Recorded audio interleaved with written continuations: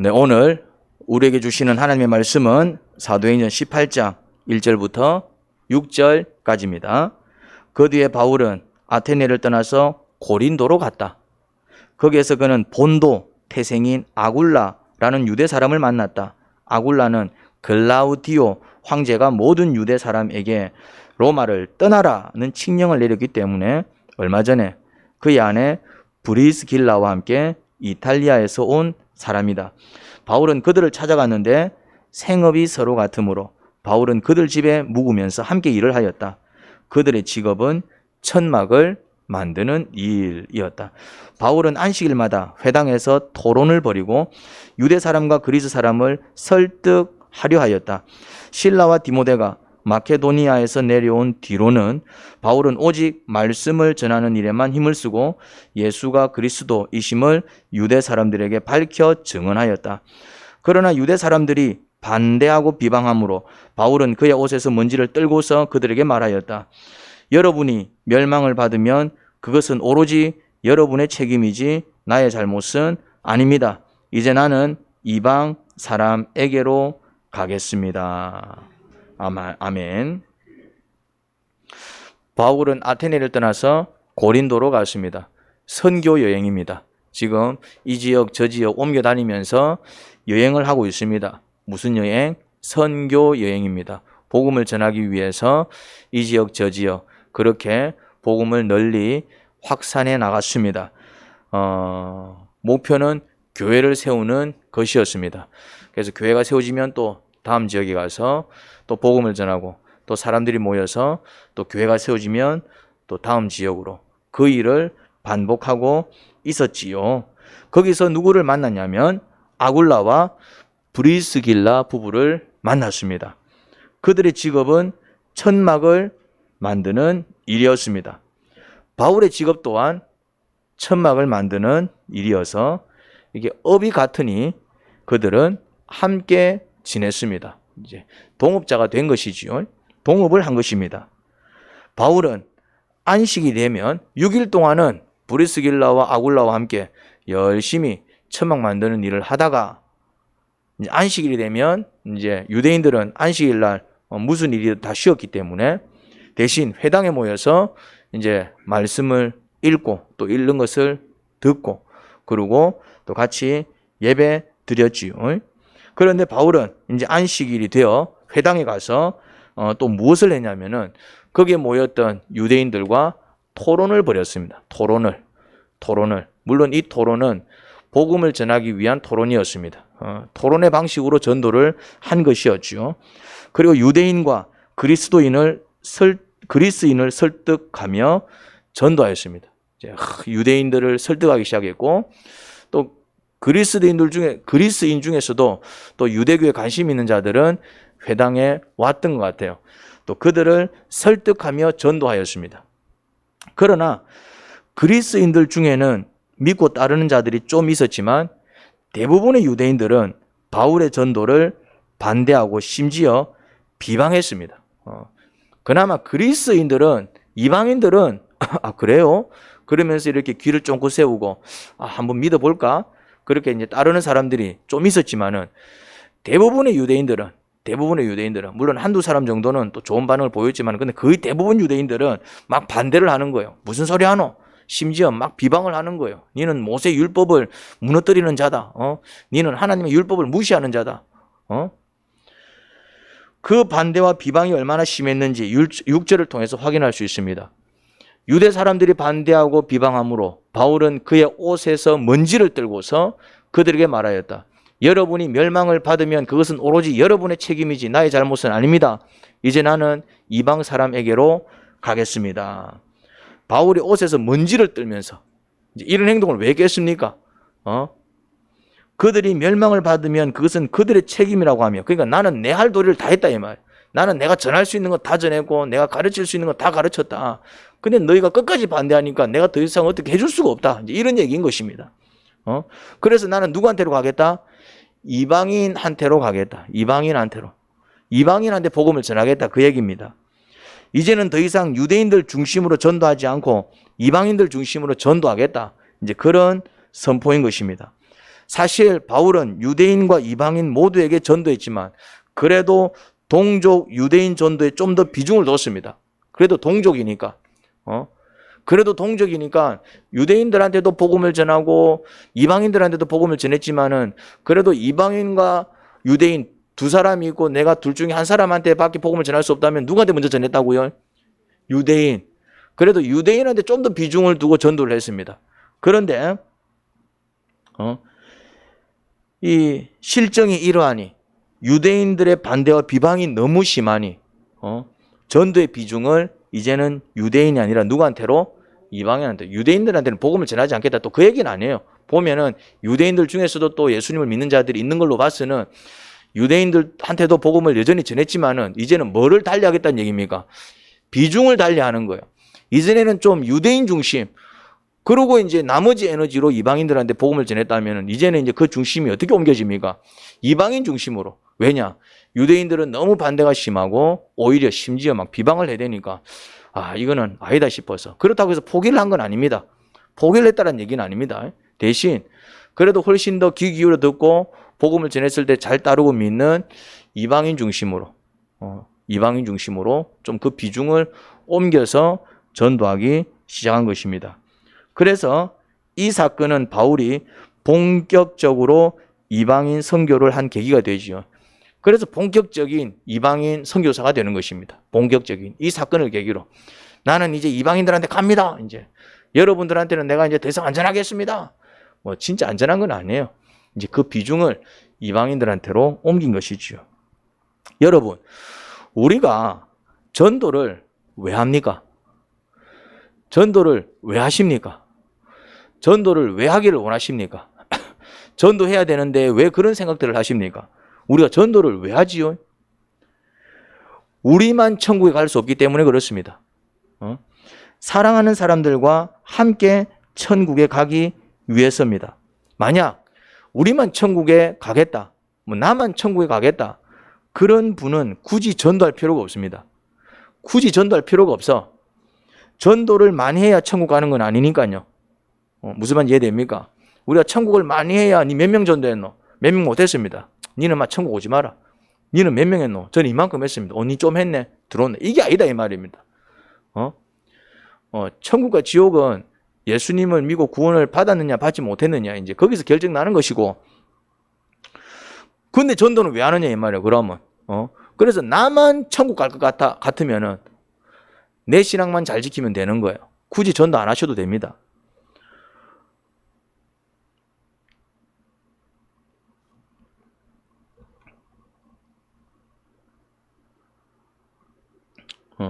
그런데 우리가 왜 힘든 전도를 합니까? 전도가 힘들잖아요. 근데 전도 왜 하느냐 이 말이에요. 막상 전도해 보면은 딱 예수님을 전하면은, 복음을 전하면은 그래요? 나도 이제부터 믿을게요. 그런 반응을 보입니까? 아니면은 니나 실컷 믿으세요 이런 반응을 보입니까? 전도하면은, 전도해 보셨습니까? 해보면 어떤 느낌, 어떤 반응이 주로 옵니까? 뭐 누구한테 전하든 그래 그럼 내가 내일부터 같이 따라갈게 이런 반응을 보입니까? 아니면은 니나 실컷 믿으세요, 내보고 뭐 오라가라 하지 말고 이런 반응을 보입니까? 거의 후자 쪽에 가깝습니다. 그런 반응을 잘 보입니다. 그래서 전도를 해보면 전도가 쉽지 않음을 체감합니다. 비전도가 기꺼이 예수님을 믿으려고 하지 않습니다. 그래서 전도를 열심히 하면 할수록 속상한 일이 많아요. 속상한 일이 많아. 이거 전도를 계속 해야 되나 막 그런 어떤 회의가 듭니다. 어떤 분은 아예 전도를 포기하지요. 그런데 우리가 이런 전도를 왜 하려고 합니까? 전도가 쉽지가 않은데도 막 끝까지 전도하려고 합니다. 끝까지. 아무리 전해도 오지 않는데 어떻게든 어떻게든 끝까지 구원하려고 그래요. 왜 그렇습니까? 같이 천국 가려고. 같이 가려고. 내 혼자 갈 것 같으면 전도 안 해도 된다니까요. 아유, 한 수십 년 내가 같이 살았는데, 이 남자하고 내가 수십 년을 같이 살았는데, 천국 가서도 같이 살아야 된다고. 아이고, 됐다. 내 혼자 천국 갈란다. 그러면은 전도 안 해도 된다, 이 말입니다. 남편한테. 무슨 말인지 됩니까? 아이고 내가 너 키운다고 고생했는데 천국까지 가고 내가 너 뒷바라지 해야 되겠나? 아이고 됐다 천국 내 혼자 갈란다. 그러면은 자녀들한테 복음 안 전해도 됩니다. 근데 어쨌거나 내 남편, 어쨌거나 내 아내도 내가 천국을 데리고 가야 되겠다. 어쨌거나 내 아이들, 내 자녀들 천국 데리고 가야 되겠다. 내 혼자서 갈 일이 아니다. 가서 될 일이 아니다. 어쨌거나 내 형제, 내 자매, 내 가족들 내 데리고 가야 되겠다. 그러면 전도해야 되는 것입니다. 그러면 전도해야 되는 거예요. 그런데 전도라는 게 쉽지가 않습니다. 전도를 왜 한다고요? 같이 천국 가려고.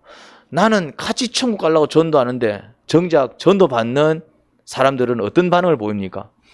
그래 고마워. 그 좋은 데를 니 혼자 안 가고 내랑 같이 가려고 나한테 전도해 주는 거야. 고마워 이러면서 따라옵니까? 아니면은 니나 실컷 믿고 니나 좋은 데 가가지고 잘 먹고 잘 사세요. 나는 지옥 가가지고 찜질이나 하고 있을 테니까. 이런 반응을 보입니까? 그러니까 믿지 않는 거지요. 정말 믿으면은 그래 하고 믿겠지만은 지옥도 믿지 않고 천국도 믿지 않고 막 그런 게 어디 있노? 죽으면 끝이지. 이런 생각이니까 그냥 그렇게 조롱하듯이 답변하는 경우들을 많이 봅니다. 그런데 정작 전도하는 사람들은 왜 전도한다고요? 같이 가려고. 아이고 저게 저래 살면 안 되는데, 저래 살다가 지옥 가면 안 되는데, 그래도 예수님을 믿고 구원을 받아야 되는데, 그래야 천국은 같이 갈 수 있는데.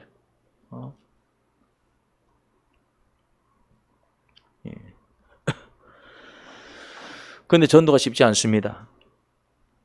바울도 역시 그렇게 열심히 전도하고 또 했지만은 이제 특히 동족들한테, 유대인들한테 좀 더 비중을 두고 전도한 이유가 뭐였겠습니까? 그러면 바울이 그래도 팔이 안으로 굽는다고 자기 친척, 자기 동족, 심지어 자기 형제 자매 그들을 먼저 천국 데려가고 싶은 마음 아니었겠습니까? 좋은 거 있으면은 남하고도 나누겠지만은 먼저 누구랑 나누고 싶어요? 내가 더 사랑하고 더 가까운 사람들과 나누고 싶은 거잖아요. 그런데 막 너무 반대가 심하니까네. 얼마나 반대가 심하고 얼마나 심하게 그를 괴롭혔으면은 오히려 나 이제 다시는 너한테 복음 안 전할란다. 그게 복음을 안 전하겠다는 얘기입니까? 그래도 전합니다. 무슨 말입니까? 마음이 상했다 이 말입니다. 만약 지옥 가든지 난 모르겠단 말이야. 난 할 만큼 했다. 이게 무슨 말입니까? 진짜 남편이 지옥 가도 상관이 없다 그 얘기입니까? 진짜 내 아이들이 지옥 가도 상관이 없다 그 얘기입니까? 아무리 전해도 아무리 설득을 해도 마음을 움직이지 않으니까 속이 상해가지고 하는 말이죠. 그래도 또 보면 또 전하고 있어, 또 전도하고 있어 또. 그만큼 전도가 힘들고 괴로운 일입니다. 쉽지가 않습니다. 전도가 힘들다기보다는 이렇게 마음을 움직이는 게 쉽지 않다는 것을 볼 수 있습니다. 9절에서 10절입니다. 그런데 어느 날 밤에 환상 가운데서 주님께서 바울에게 말씀하셨다. 무서워하지 말아라. 잠자코 있지 말고 끊임없이 말하여라. 내가 너와 함께 있으니 아무도 너에게 손을 대어 해하지 못할 것이다. 이 도시에는 나의 백성이 많아. 어느 날 밤이었습니다. 어느 날 밤에 바울이 환상을 본 것이에요. 아마 지친 몸을 이끌고 그늘도 아마 상심된 마음으로 전도가 너무 힘들고 왜 이 좋은 복음을 아무도 믿지 않으려고 할까? 왜 유대인들은 그렇게 반대하고 내가 천국 가자고 얘기하는 건데 내 마음도 알아주지 않고 오히려 나를 이렇게 공격하고 힘들게 하지. 내가 이 일을 계속 해야 되나? 그래 지쳐있는 몸을 이끌고 자리에 누우려고 밤이었으니까 또 자자 또 내일을 위해 누웠어요. 그때 갑자기 그 눈앞에 뭐가 펼쳐졌다고요? 환상이 쫙 펼쳐지면서 그 환상 가운데서 하나님께서 바울에게 하신 말씀입니다. 바울이 저런 환상을 봤다라는 것은 무엇을 의미할까요? 바울이 환상 가운데서 자기에게 말씀을 주신 것을 들은 사건은 무엇을 의미할까요? 바울이 하나님께 간절히 기도했음을 알 수 있죠. 힘들 때마다, 괴로울 때마다 복음을 전했는데 듣지 아니하고 내가 계속 전해야 되나 말아야 되나 속상할 때마다 뭐 했다는 얘기입니까? 기도했다는 얘기입니다. 하나님 내가 이 일을 계속 해야 됩니까? 왜 아무리 전해도 안 믿는 것입니까? 내 동족은 더더욱 나를 심하게 반대하고 비방합니다. 그런 어떤 마음을 주님 앞에 토해냈을 것입니다. 그 기도가 계속 올라갔을 것입니다. 여러분 환상은 누가 볼까요? 환상은 누가 볼까요? 여러분 하나님의 말씀은 누가 들을까요? 기도하는 사람입니다. 여러분, 괴롭다고 술집에서 한 잔, 두 잔 마시면서 탄식하는 사람들이 환상을 볼까요? 그런 사람들이 하나님의 말씀을 들을까요? 노래방에서 목이 터져라 노래 부르는 사람, 그런 사람들 앞에 갑자기 환상이 펼쳐지면서 주의 말씀이 들릴까요? 어떤 사람이 환상을 보며 하나님의 말씀을 들을까요? 기도하는 사람입니다. 묵상하는 사람입니다. 여러분, 기도하는 사람이 되셔야 합니다. 할렐루야. 여러분의 마음을 하나님께 아뢰는 자들이 되셔야 돼요. 내 마음을 주님 왜 이렇지요? 왜 안 되지요? 나는 열심히 했는데 왜 자꾸 이런 결과가? 왜 안 믿어요? 아무리 전해도 같이 천국 가야 되는데. 이 마음을 누구한테 아뢰야 된다고요? 하나님 앞에. 하나님 앞에. 그게 기도입니다. 그 사람 앞에 뭐가 펼쳐진다고요? 환상이 펼쳐집니다. 그 사람 앞에 뭐가 들린다고요? 말씀이 들려요. 그리고 또 어떤 사람이 되셔야 된다고요? 묵상하는 사람. 묵상하는 사람이 되셔야 됩니다. 묵상하는 사람. 묵상하는 사람이 주의 마음을 깨닫습니다. 아, 이게 주님의 마음이구나. 주님의 마음을 자꾸 깨달아야 돼요. 주님의 마음을. 나는 이제 그만 전하고 싶어. 나는 됐어. 할 만큼 했어. 그런데 주님의 마음은 그게 아니다 이 말입니다. 그런 자를 끝까지 사랑하시는 하나님. 그런 자를 다시 또 용서하시는 하나님. 그런 자도 구원하기를 원하시는 그 하나님. 알겠습니다. 알겠습니다. 주님의 마음을 느껴야 내가 무너지는 것입니다. 주님의 마음이 느껴져야 내가 다시 힘을 낼 수 있습니다. 주님의 마음이 느껴져야 다시 살맛이 난다 이 말입니다. 내 마음으로 살면 미쳐버립니다.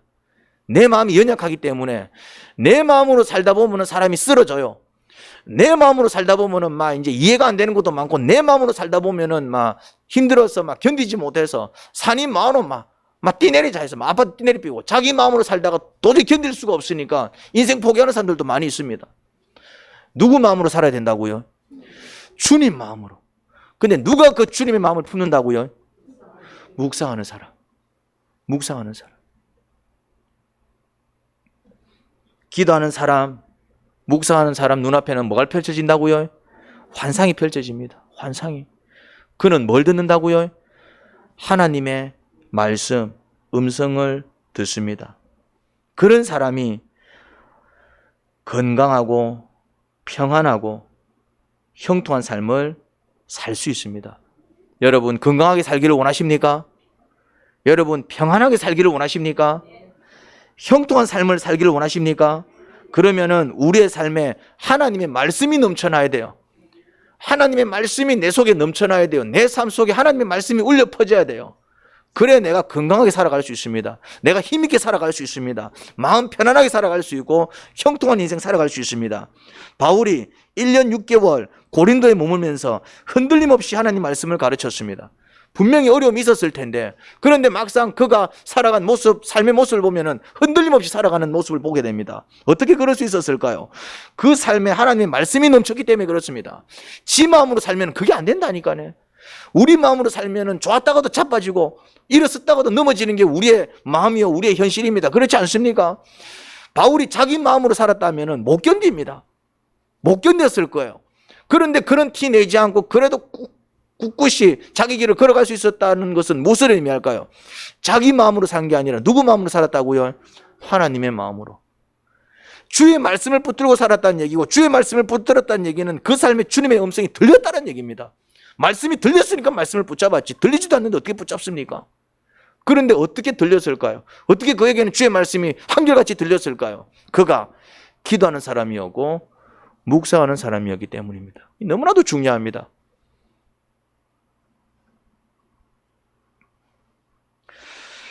하나님의 말씀은 우리에게 힘을 줍니다.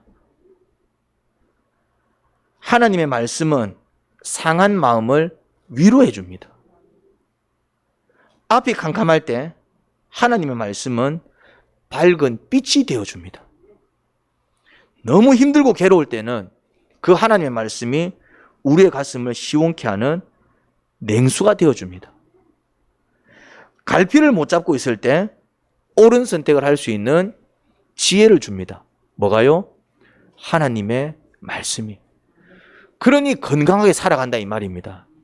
그래서 마음 편히 살아가는 거예요. 그래서 형통한 삶을 사는 것입니다.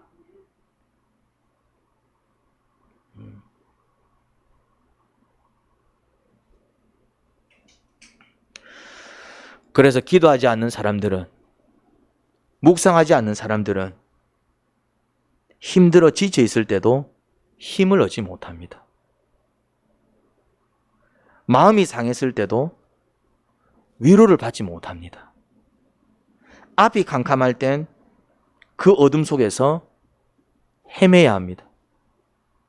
너무 힘들고 괴로울 땐 그냥 딱 죽고 싶은 생각뿐입니다. 예수님을 믿는 이유가 뭡니까? 신앙생활 하는 이유가 뭐죠? 여러분들은 왜 예수님을 믿습니까? 왜 신앙생활 하십니까? 왜 주일만 되면은 교회 나와서 예배를 드리십니까? 왜 금요일만 되면은 목적 모임에 가서 같이 이렇게 교제하고 기도하십니까? 신앙생활을 왜 하세요? 왜 새벽마다 나와서 기도하십니까? 왜 매일 아침마다 큐인 묵상하시고 또 때로는 성경을 읽고 묵상하십니까? 왜 신앙생활 하세요? 그게 신앙생활이잖아요. 그거 왜 하세요? 힘들 때 하나님의 도움을 받기 위해서입니다. 아플 때 하나님의 치료를 받기 위해서입니다. 앞이 캄캄할 때 하나님의 인도를 받기 위해서입니다. 마음이 상했을 때 위로를 받기 위해서입니다. 하지만 그런 은혜를 입으려면 기도해야 합니다. 묵상해야 합니다. 그렇잖아요. 환자가 의사의 도움을 받으려면 병원에 가서 진찰을 받아야 합니다. 집에 가만히 앉아 있는데 치료가 진행이 됩니까? 집에 가만히 앉아 있는데 갑자기 가위가 날라오고 메스가 날라와가지고 내 몸에 수술을 해줍니까? 집에 가만히 앉아 있는데 갑자기 내 몸에 있는 통증이 빠져나갑니까? 그렇게 치료를 받는 게 아닙니다. 내가 치료를 받으려면은 어떻게 됩니까? 몸은 아프지만은 어떻게 됩니까? 아픈 몸을 이끌고 병원에 가서 선생님요, 내가 많이 아파요 하고 자기 몸을 보여야 한다 이 말입니다. 뭐 해야 된다는 얘기입니까? 치료는 의사가 하지만은 나는 뭘 해야 된다는 얘기입니까? 치료를 받기 위해서 노력을 해야 된다는 얘기입니다. 은혜를 주시는 분은 하나님이십니다. 할렐루야. 하나님이 우리한테 은혜를 주세요. 은혜를 주시는 분은 하나님이세요. 하지만 우리는 그 은혜를 받기 위해서 노력해야 돼요. 그냥 가만히 있는데 은혜가 쏟아지는 게 아니다 이 말입니다. 은혜를 주시는 분은 누구라고요? 하나님이 우리한테 은혜를 주세요. 은혜를. 우리를 구원해 주시는 분은 하나님이십니다. 하나님이 우리를 구원해 주신다니까요. 구원해 주십니다. 하나님이 우리를 구원해 주세요. 어떤 문제에서 건져 주신다 이 말입니다. 저주 가운데서 건져 주신다 이 말입니다. 그런데 우리는 그 구원을 받기 위해서 노력해야 돼요. 어떤 노력을 해야 된다고요? 구원 받기 위해서 노력해야 돼요. 치료는 의사가 한다니까. 의사가 치료해요. 수술은 의사가 해요. 그런데 환자는 뭘 해야 된다고요? 치료 받기 위해서 노력해야 되는 거예요. 치료 받기 위해서. 치료는 의사가 하지만은, 약 처방은 의사가 해주지만은, 수술은 의사가 해주지만은, 내가 그 치료를 받기 위해서 뭐 해야 된다고요? 노력해야 돼요. 병원까지는 내가 걸어가야 되는 거예요. 그리고 약 처방전을 주면은 그 처방전을 가지고 약국 가가지고 그 약을 내가 사가 와야 되는 거예요. 그리고 의사가 정해준 대로 그 약을 어떻게 됩니까? 먹어야지. 그게 이제 치료받기 위한 노력이에요. 물론 내 노력에 의해서 치료받는 건 아니죠. 그건 의사가 나를 치료했으니까. 그렇지만 의사는 누구를 치료해 준다고요? 어떤 노력? 치료받기 위해서 노력하는 사람. 은혜는 하나님이 주신다니까요. 복은 하나님이 주셔요. 구원은 하나님께서 해주신다니까. 저주? 하나님이 나를 건져주세요. 저주에서. 내 문제 하나님이 해결해 주신다니까. 빚 하나님께서 갚게 하실 것입니다. 고난 주께서 건져주실 것입니다. 암 암도 주님이 치료해 주실 겁니다. 정신적인 문제, 그 모든 문제도 주님께서 해결해 주실 거예요. 가정의 문제 주님이 해결해 주실 겁니다.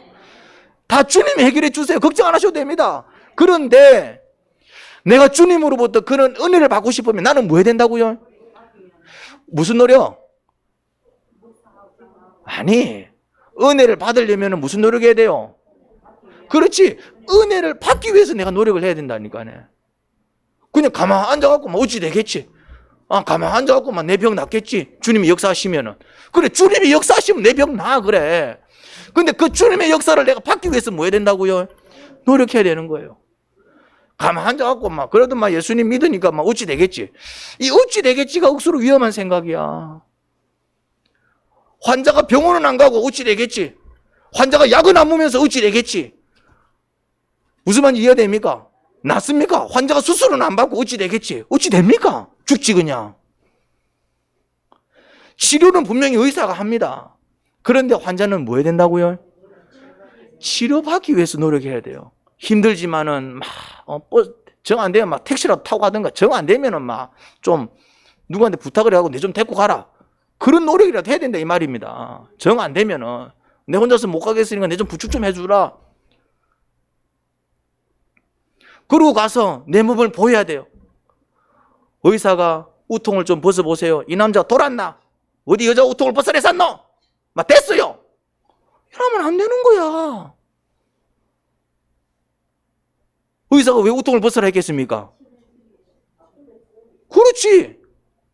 좀 웃지 않은 줄 아십니까? 저는 경험이 있어요. 다 가슴을 드러내고. 왜? 치료받아야 되니까요. 유방암 환자는 유방을 드러내야 될 거 아니에요. 이 의사가 돌았나? 나는 내 남편 외에는 내 가슴 안 보여줘요. 그럼 죽어야지 뭐. 무슨 말인지 이해됩니까? 의사는 왜 가슴을 보여달라 했겠습니까? 치료해 주려고. 치료해 주려고. 봐야 치료해 줄 거 아닙니까? 봐야 치료해 줄 거 아닙니까? 벗어야 치료해 줄 거 아닙니까? 노력을 해야 된다 이 말입니다. 나는 보여주기 싫어.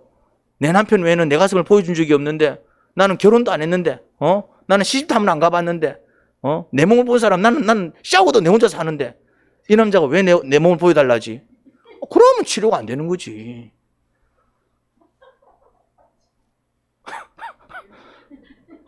너무 적나라합니까? 좀 이해 좀 해라고. 이해 좀 해라고. 우리 정신질 형제님 왜 갑자기 또 일어나십니까? 민망스럽습니까? 이게 똑같다니까네. 은혜 받는 원리 똑같아요. 사람들이 자꾸 하나님한테 뭔가를 기대는 하는데, 물론 하나님은 우리를 구원해 주시는 하나님 맞습니다. 정말 불쌍한 자들에게 은혜를 베풀어 주시는 하나님 맞습니다. 하나님은 훨씬 더 수술 잘하세요. 더 능력 있는 분이십니다. 그런데 누구한테 베푼다고요? 어떤 노력? 그렇죠. 은혜를 받기 위해서. 물론 내 노력으로 은혜를 받는 건 아니야. 근데 은혜를 주시는 분은 하나님이시지만은, 근데 누구한테 주느냐 하면은 은혜를 받기 위해서 노력하는. 그 당연한 거 아닙니까? 기도하는 사람이 주님 도와주세요, 주님 도와주세요. 기도하는 사람이 응답을 듣지. 가만 자고 있는데 꿈에 뭐가 나타납니까? 그래 되는 게 아니잖아요. 여러분, 하나님은 여러분들을 치료해 주기를 원하십니다.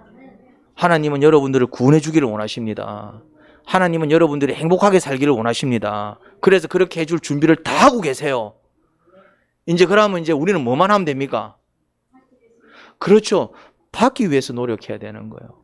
왜 목장 연합 예배 자꾸 나와라 하는 줄 아십니까? 받으라고. 예배를 드리고 하나님을 찬양하고, 왜 그거 하라는데 자꾸 받으라고. 그게 하나님으로부터 은혜 받기 위해서 노력하는 모습이잖아요. 왜 자꾸 목장 모임 나오라고 하는데요? 왜 자꾸 목장 모임 나오라고 하는데? 받으라고. 왜 새벽기도 자꾸 나오라는데? 잠 좀 더 자야 되는데 자꾸 피곤해 죽겠는데. 받으라고. 왜 자꾸 큐인 묵상해라 그럽니까? 매일. 첫날 만날 자꾸 이거 시키고 저거 시키고, 이놈의 교회는 그냥 보기에는 널널한 것 같은데 억수로 힘든 것 같고 막 다른 교회를 가야 되나 말아야 되나 막 천하면 이거 시키고 저거 시키고 막 이번에 또 행복의 길인지 뭐 먼 길인지 갖고 막 또 막 그것도 해라 했었고 저것도 해라 했었고 왜? 받으라고 가만 앉아서 받는 게 아니라니까네. 가만 앉아서 받을 수 있으면 뭐 굳이 할 필요가 뭐 있노. 가만히 있으면 되지. 그런데 우리가 받으려면은 받기 위해서 노력해야 된다 이 말입니다.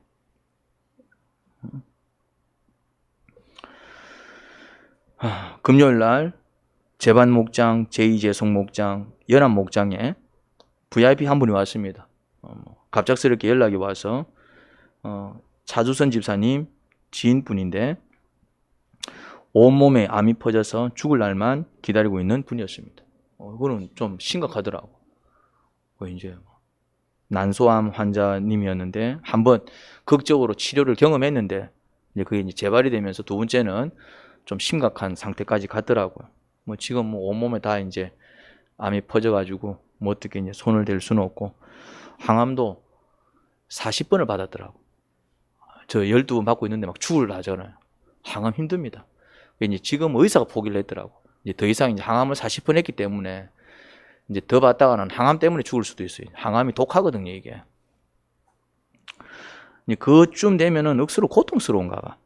이제 이게 막 또 왼쪽 팔 신경 다발이 눌려져 가지고 엄청난 고통을 호소하더라고요. 손을 못 대게 하더라고요. 손을 못 대게 하더라고요. 통증이 얼마나 심하면은. 그래 이제 급하게 이제 갑작스럽게 연락이 와가지고 데리고 오라 그랬죠. 이제 한 3-40분 정도 또 치유 기도를 해주었습니다. 정말 이렇게 3-40분 동안 하여튼 별의별 일일이 다 벌어졌어요.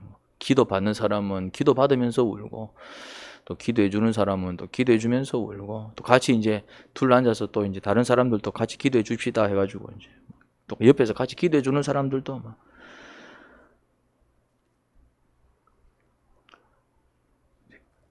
기도 받고 난 다음에 어떠셨어요? 물어보는데 이 아파야 할 팔이 이제 아프지가 않는 거야. 이제 오히려 막 간지럽대. 막 간지러워요. 막 간지러워요. 이상해요. 간지러워요. 본인이 억수로 신기해하는 거죠. 손을 못 대게 하는데 기겁을 하는데도 한 분이 딱 잡고 있는데도 다른 사람 내 몸에 손 대면 안 되는데 왜 이러지? 본인 놀래가지고 우리가 안 하면 우리는 모르지 뭐 그분 처음 뵙는데 그러면서 이건 너무 간지러워요. 주님께서 역사하신 것이지요. 기도 받는 중에 엄청 울고 또 같이 찬양 부르면서 또 찬양 중에 또 엄청 울고 막 돌아갈 때는 얼굴이 활짝 피고 다 죽어가던 분이 씩씩하게 5층에서 이제 걸어 내려가는 것을 그냥 봤습니다. 은혜를 받은 것이지요. 누가 치료하셨습니까? 누가 고치셨습니까? 누가 은혜 줬습니까? 누가 그 마음을 만지셨습니까? 누가 위로해 주셨습니까? 그런데 그분은 뭐 했습니까? 만약에 안 왔으면 우리 사택이 좀 힘듭니다. 다들 그래 고백합니다. 멀쩡한 사람들도 글 올라오면은 이게 운동이 제대로 되는 코스입니다. 근데 그 힘없는 환자분이 올라오기에는 지옥과 같은 코스였을 겁니다. 5층까지 가야 됩니다 할 때 한숨을 푹 쉬더라고. 내가 올라갈 수 있을까? 몸도 많이 연약해져가지고 미안하더라고요. 뭐 했단 얘기입니까 그분은? 별것 아닐 수는 있어요. 그래. 근데 그분한테는 그게 뭡니까? 5층까지 올라가는 게 그분한테는 정말 어찌 보면은 근데 왜 올라갔겠어요 그분이? 지푸라기라도 잡자 싶어가지고 우리 교회 뭐가 있어가지고 이 교회 뭐가 있어가지고 그것도 엘리베이터도 없어서 걸어 올라가야 되는데 근데 왜 올라갑니까? 소문을 들었거든. 그래도 이 교회는 또 이렇게 능력이 있어가지고 또 이렇게 기도받고 또 좀 나은 사람들이 좀 있습니다. 그 소리 듣고 나도 혹시 나을까 싶어가지고. 왜? 병원을 가야지. 현대의학은 더 이상 손을 댈 수가 없으니까. 현대의학이 해줄 수 있는 거는 다 해줬습니다. 이제 그분이 수간호사거든요. 그러면 뭐 더 빠꿈이 아닐 거야. 빠꿈이겠죠 이제. 얘기할 건 뭐 있겠습니까? 이제 현대의학이 나한테 해줄 수 있는 건 아무것도 없습니다. 뭐 그렇다고 해서 암이 완전히 나았다는 얘기는 아닙니다. 그런 치료는 아니고 통증이 많이 깔아앉았어요. 근데 그 정도 체험했는데도 그분의 마음이 살아나는 것이죠. 치료도 중요하지만은 그분한테 더 중요한 것은 정말 캄캄했던 그 마음이 그래도 나를 위해서 기도해 주는 사람들이 있네. 또 그래 기도했더니 또 주님께서 또 역사하시네. 아무리 기도해도 하나님은 내 기도 안 들어주시는 줄 알았는데 아니었네. 목장 모임 왜 온다고요? 목장 모임 왜 온다고요? 그 은혜 받기 위해서 온다 이 말. 은혜 받기 위해서 노력은 안 하고 자꾸 왜 은혜 안 줘? 왜 은혜 안 줘? 새벽 기도 왜 나온다고요? 은혜 받기 위해서. 기도는 안 하면서 왜 은혜 안 줘? 왜 은혜 안 줘? 은혜를 주시는 분은 하나님이십니다. 그런데 우리는 뭐 해야 된다고요? 은혜 받기 위해서 노력해야 된다 이 말입니다. 여러분 이 자리에 왜 나오셨습니까? 은혜 받기 위해서. 은혜 받기 위해서. 지금 귀한 시간을 내고 온 거잖아요. 이 일요일 이 11시는 금쪽 같은 시간 아닙니까? 사람을 만나도 정말 잘 만날 수 있는 시간이고 정말 이렇게 가족들하고 보내도 정말 오붓하게 보낼 수 있는 시간이고 금쪽 같은 시간 아닙니까? 이 최고의 시간을 지금 누구한테 드리고 있는 겁니까?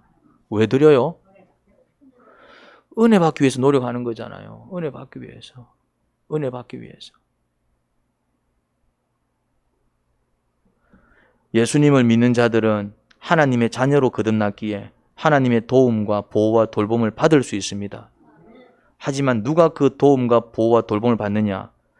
받기 위해서 노력하는 자입니다. 받기 위해서 노력해야 합니다. 목장 모임에 나와 삶을 나누고 함께 기도하는 이유, 목장 연합 예배에 나와 하나님께 예배를 드리는 이유, 새벽 기도회, 수요 기도에 나와 하나님께 기도하는 이유, 그게 바로 은혜를 받기 위해 하나님의 도움과 보호와 돌봄을 받기 위해 노력하는 것입니다. 받기 위해서 노력하기 바랍니다. 하나님 아버지, 그렇습니다. 아버지께서 저희에게 구원을 주시고 생명을 주시고 은혜를 주시고 능력을 주십니다. 그런데 누가 그 은혜를 받고 구원을 받고 은사를 받고 능력을 받느냐? 받기 위해서 노력하는 자입니다. 간절히 기도하는 자입니다. 정말 힘써 묵상하고 주의 말씀 들으려고 귀 기울이는 자, 목장 모임에 나와서 정말 함께 나누고 서로 이야기를 들어주며 같이 기도하는 자, 그리고 내 문제를 아뢰어서 정말 내 기도를 부탁하는 자, 그리고 정말 목장 연합 예배 나와서 하나님을 힘써 예배하고 찬양하는 자, 아침마다 말씀을 펼쳐서 묵상하는 자, 정말 기도회 때 그렇게 힘써 나와서 피곤한 몸을 이끌고 나와서 정말 뜨겁게 간절히 기도하며 찬양하는 자, 그런 자들이 은혜를 받고 구원을 입고 능력을 입고 은사를 받습니다. 하나님, 풍성하게 받아 누리고 또한 나눌 수 있는 자들이 되기를 소원합니다. 가만 앉아갖고 어찌 되겠지. 주님께서는 악하고 게으른 자야 책망하십니다. 가만히 앉아서 그냥 막 심지 아니하는 데서 거두시고 뿌리지 아니하는 데서 거두시는 하나님, 그건 악한 고백입니다. 주님은 그런 능력이 있지만은 그렇게 역사하시지는 않습니다. 뿌리는 자가 거두게 하시고 심는 자가 거두게 하시는 하나님이십니다. 수고하는 자의 그 땀방울을 헛되지 않게 만들어주시는 하나님이십니다. 그러니 힘써 노력하는 자들이 되어야 합니다. 예수님 이름으로 기도합니다. 아멘.